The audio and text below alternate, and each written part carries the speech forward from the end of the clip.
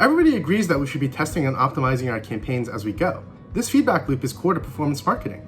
But are you testing your audiences and creative in a structured way with a science-based approach that builds long-term insights and learnings? I'm John Liu, Senior Director of Strategy at Adlucent. Adlucent's a performance digital agency for B2C and B2B brands and retailers. How should you plan creative for your campaigns? When you're building creative for your campaigns, it's important to have a clear understanding of the message that you're trying to deliver to your target audiences. In performance marketing, we're often working at the end of the funnel, so a lot of the messages are really focused around product availability and price. But those are messages that all of your competitors can also deliver. In order to grow, you'll really need to convey additional messages in your performance marketing that go beyond that to help drive consideration and ultimately purchase. These messages really need to be founded on the marketing strategy for your campaign and your business. Who are your customers? What are the unique attributes of your brand that you can include alongside more straightforward performance marketing messages? Once you've really developed that marketing strategy, then you can create aligned assets and set up your campaigns to deliver your messages to your target audiences. How do you apply a science-based approach to your campaigns? It's really important to recognize that an untested marketing strategy, no matter how well founded on your data and insights, is at the end of the day really just a hypothesis, a guess about your customers, and it's not a sure thing. It's very dangerous to just, execute according to your strategy and not be validating and testing it as long as you go along. So what you really want to do is treat your media campaigns as a scientific experiment that's designed to test that hypothesis in a purposeful way. And this is really where performance marketing is well positioned to help do that and validate your strategy to inform your overall creative strategy, not just help optimize your performance marketing.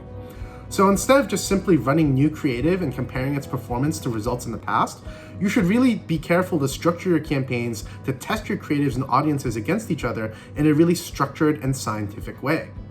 So when you're planning your campaigns, consider the assets and historical data available to you and really understand what you intend to be testing at each phase of the campaign. Focus on really trying to quickly answer individual questions that have actionable outcomes that allow you to optimize rather than just trying to answer too many questions at once. And really consider the realities of the platform that you're testing in. What are the structural options available to you? What can you actually test? How can you account for learning phases for campaigns if you're working in a platform that relies on machine learning driven automation? How can you design your campaign structure around this approach?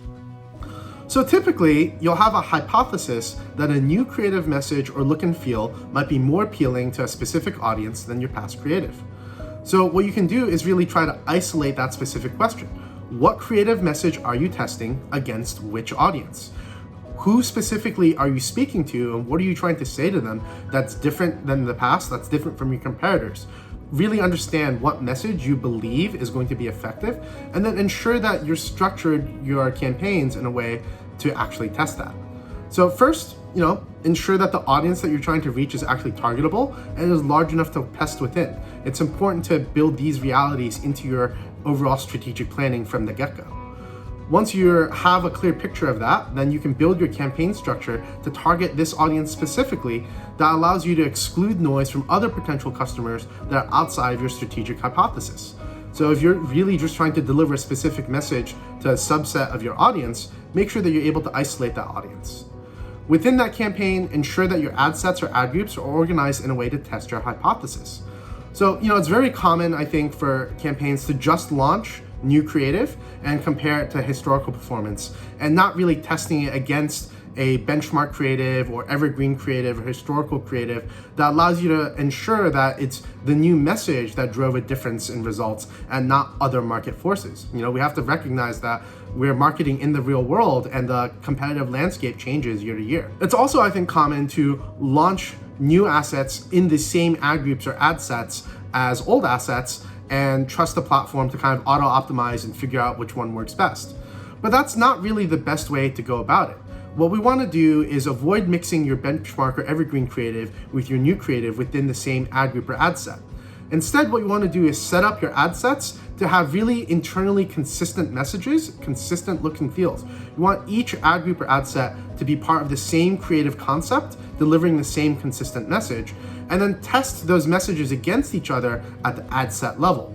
This allows you to have variance on a creative concept or a message within the ad group or the ad set to give the algorithm more to work with, to have more variance to deliver, to find the exact configuration of your message that delivers the best results. But then you're able to test your overall messages against each other at that higher ad set level, at that higher conceptual level, which it aggregates the overall results that are aligned with that message and allows you to kind of more easily determine which actual message delivered that better result. What is the value of implementing this science-based approach? By taking this consistent science-based approach to your campaign planning and operation, what you're able to do is, one, really develop quickly actionable results and learnings that can influence not just how you're running and optimizing your performance marketing campaign, but really help inform your overall strategy, helping to validate the overall hypotheses in your overall marketing strategy. Beyond that, taking this approach allows you to really build a wealth of information and data that you can continue to benchmark against and learn against over time, because it's structured in a way where you can continue to draw insights by doing specific comparisons because you've broken out your specific tests in this way. Are you taking a scientific approach to your campaign planning and testing your marketing strategy? If you're interested in learning more about these strategies or need help with your performance marketing program, contact us for a free consultation.